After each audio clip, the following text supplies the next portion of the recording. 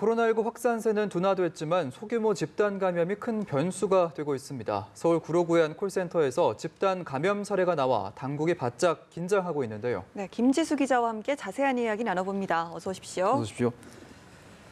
구로구의 한 보험사 콜센터에서 집단 감염이 발생을 했는데 이렇게 되면 수도권에서는 최대 규모의 집단 감염이거든요. 네. 일단 확진자가 더 나올 것으로 보이는데 현재까지 국내 발생 상황부터 정리해 주시죠. 네, 오늘 0시 기준으로 국내 확진자는 모두 7,513명입니다.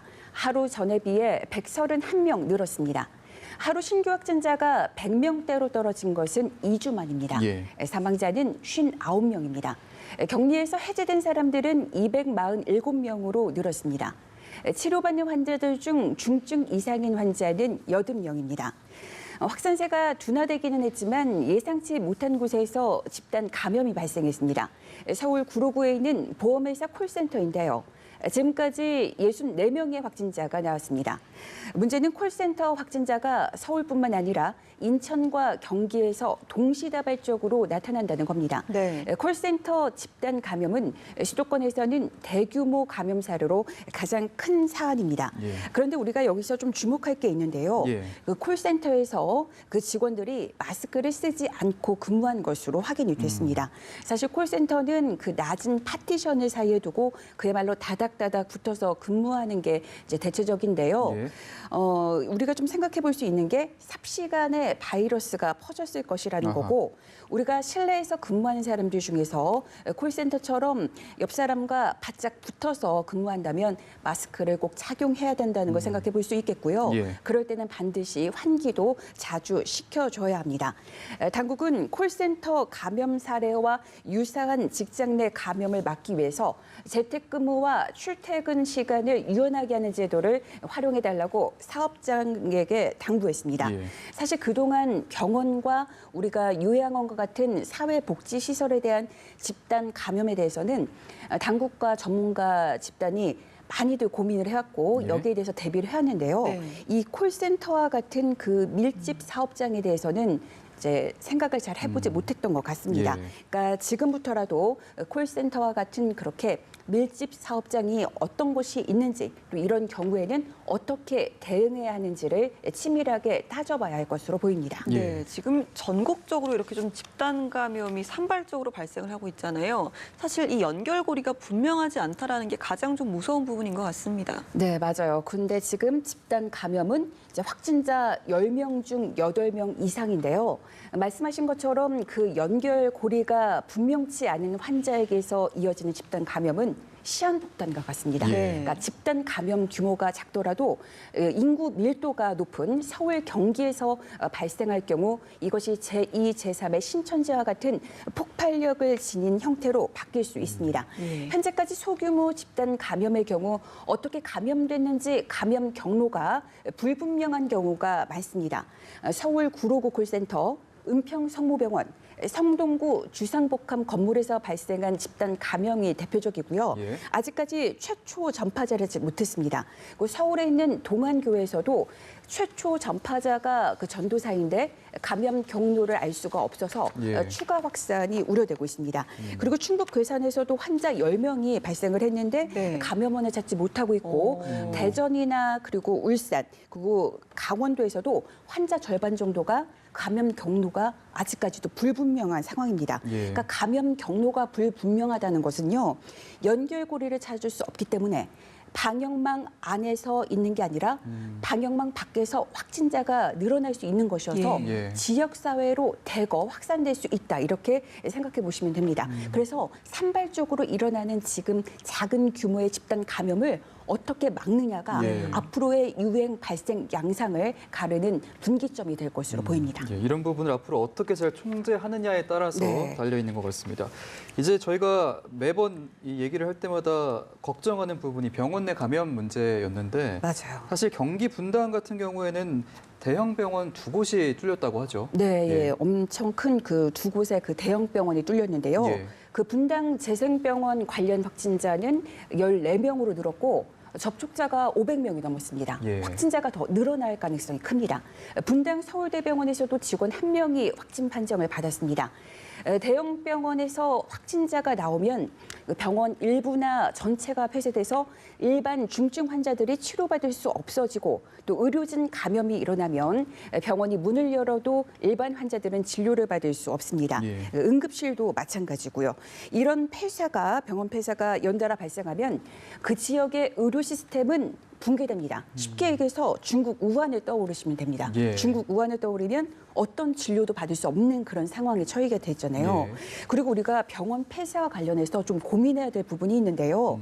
당국의 지침에 따르면 예. 병원 내 감염이 발생을 했어요. 그러면 최소 2주에서 길게는 20일이 넘게 병원을 폐쇄하는 그 지침에 따라야 되는데 이 지침은 2015년 메르스 사태 때 만들어진 겁니다. 예. 근데 우리가 늘상 이야기를 하죠.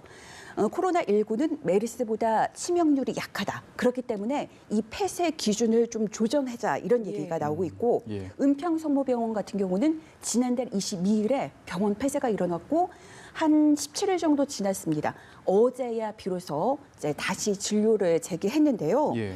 그러니까 의료계에서는 이 병원 폐쇄 기준을 조금 느슨하게 하자. 예. 이 말은 무엇이냐면요. 의료 공백을 최소화하자 이 뜻입니다. 예. 네, 어느 정도 좀 상황에 맞춰서 융통성 있는 대처가 필요할 것 같습니다.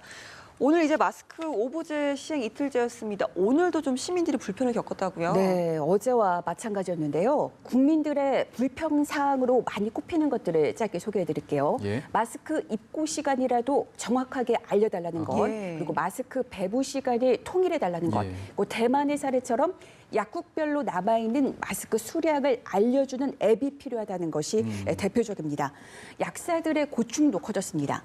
약 제조 업무와 복약 지도 업무 외에 마스크 판매 업무까지 하니 업무 부담이 커진 것이죠. 또 마스크가 대용량으로 포장돼서 들어오는데 예. 그 포장을 뜯어서 2장씩 정리하는데 시간과 품이 상당히 많이 들고 사실 이거는 위생에도 신경이 쓰인다는 그 지적이 나오고 있습니다. 예. 코로나19가 사실상 장기화될 가능성이 있는 만큼 당국은 마스크 문제와 관련해서 아주 세밀한 부분까지 챙겨야 할 필요가 있습니다. 그러니까 국민들, 약사들, 이 현장의 목소리에 귀 기울여야 합니다. 예. 그리고 제가 마스크 사각지대와 좀 얘기를 해보려고 하는데요. 예. 우리가 대리구매가 가능한 사람들이 10세 이하 어린이와 80세 이상의 노년층이잖아요. 네. 예. 근데 어저께 제가 말씀드렸죠. 노년층인데 70대인데 거동이 불편하신 분은 대리 수령이 안 되니까 마스크를 구매할 수 없죠. 그렇죠. 근데 이뿐만이 아닙니다. 우리가 독거노인, 홀로 아하. 사시잖아요. 예. 대리할 수가 없습니다. 그리고 몸이 불편한데 혼자 사는 노인분들 마스크를 사러 갈 수 없는 데다가 또 하나, 자녀가 아픈 경우가 있습니다. 요즘 뭐 소아암 같은 경우가 있는데요. 예. 소아암 부모 같은 경우는 아이 곁에서 24시간 아이를 돌봐야 합니다. 이거 어떻게 해결할 수 있는 방법이 없잖아요. 그리고 또 하나가 예를 들어볼게요. 만성 신부전증 들어보셨죠? 예. 투석이 필요한 환자입니다. 투석을 할 때는 마스크가 꼭 필요한데 내가 예를 들어 만성 신부전증인데 70대예요. 그렇다면 대리 수령을 할 수가 없는 거잖아요. 그렇네요. 그렇다면 아픈 몸을 이끌고서 그야말로 많은 사람들이 모여있는 언제가 될지도 모르는 그 상황에서 그리고 약국은 호흡기 질환자들이 있기 마련입니다. 예. 그 감염의 위험을 무릅쓰고 70대인 만성 신부전증 환자가 마스크 대기줄을 서야 하는 것이죠. 그러니까 당국은 꼭 명심해야 될 게요. 마스크가 꼭 필요한 이들에게 우선적으로 공급될 수 있도록 정책을 보완해야 한다는 지적이 거셉니다. 예. 그러니까 기저질환이 있는 어린이, 노년층, 독거노인이 대표적인 사례라고 볼 수 있겠죠. 예, 매일 줄을 서야 하는 시민들뿐만이 아니라 이제 줄을 서기조차 힘든 이 사각지대에 계신 분들을 네. 위한 대책이 좀 마련이 돼야 될 것 같습니다. 해외 소식도 좀 짚어보겠습니다. WHO가 이제서야 코로나19의 네. 세계적 대유행, 그러니까 팬데믹에 대한 우려를 표명을 했군요. 맞아요. 예. 이제서야 비로소 저도 그 생각에 동의를 하는데요. 우선 팬데믹을 좀 설명을 드릴게요. 이것은 팬데믹은 여러 대륙에서 감염병이 동시에 대유행하는 현상인데요. 2009년 신종플루 유행 때 세계보건기구는 팬데믹을 선언했습니다. 세계보건기구 WHO는 오늘 코로나19와 관련해 팬데믹, 즉 세계적 대유행의 위협이 매우 현실화했다고 경고했습니다. 다만 WHO는 팬데믹을 선언하진 않았습니다. 반면에 CNN, 미국 방송이죠. CNN은 이 말을 했어요. 오늘부터 팬데믹이라는 단어를 사용하겠다. 예. 그 이유로는 많은 학자들과 전문가들이 지금 이미 전 세계가 팬데믹, 그야말로 대유행을 겪고 있다고 주장했습니다. 그러면서 지금 전 세계적으로 코로나19에 걸린 확진자가 10만 명을 넘어섰고요. 예. 사망자는 4천 명 이상이고 남극을 제외한 모든 대륙에 코로나19가 퍼져 있는 것을 근거로 들었습니다. 예. 네, 그동안 좀 WHO와 또 전문가들이 이 사태를 바라보는 시간이 좀 너무 다르다 이런 네. 비판이 좀 있었잖아요. 아주 정확하게 짚어주셨는데요. 그런 점 때문에 WHO를 바라보는 국제사회의 시선은 싸늘합니다. 예. WHO는 지난 1월 말에 공중보건 비상사태 선포 때도 뒷북 논란에 휩싸였습니다. 사실상 지난해 12월에 그 중국 우한에서 첫 환자가 나왔고 네. 주변 국가로 감염이 이루어졌고 금세 대규모로 확산할 수 있을 것임을 예측할 수 있는 상황인데도 중국은 한 달 동안 중국이 아니라 죄송합니다. WHO는 예. 아무런 조치를 취하지 않았습니다. 예. 특히 WHO의 수장인 테워도로스 사무총장이라고 들어보셨을 거예요. 예. 이 사람은 중국에 대해서 상당히 저자세를 유지하고 있어서 논란이 되고 있습니다. 예. 현재 그 들불처럼 번지는 코로나19 진압을 위해서 각국이 안간 힘을 쓰면서 국경 봉쇄는 물론이고 이동 제한 조치도 취해지면서 글로벌 경제에도 큰 타격을 입고 있습니다. 예. 그 영국 경제 분석 기관인 옥스퍼드 이코노믹스는 올해 세계 경제의 성장률 전망치를 종전 2.5%에서 2.0%로 낮췄다고 발표했습니다. 예. 그 옥스퍼드 이코노믹스는 세계 국내 총생산, 그러니까 GDP 기준 성장률을 코로나19 여파로 지난 1월보다 0.5%포인트 하향 조정했다며 중국 내 기업 활동의 원상 복귀가 예상보다 느리고 코로나19 확산 여파는 광범해지고 있다고 밝혔습니다. 예. 지금 팬데믹 우려까지 돼야 되는 상황까지 왔는데요. 당국도 국내 통제뿐만이 아니라 해외에서 재유입되는 일이 없도록 철저하게 주의를 기울여야겠습니다. 오늘도 김지수 기자와 함께했습니다. 고맙습니다.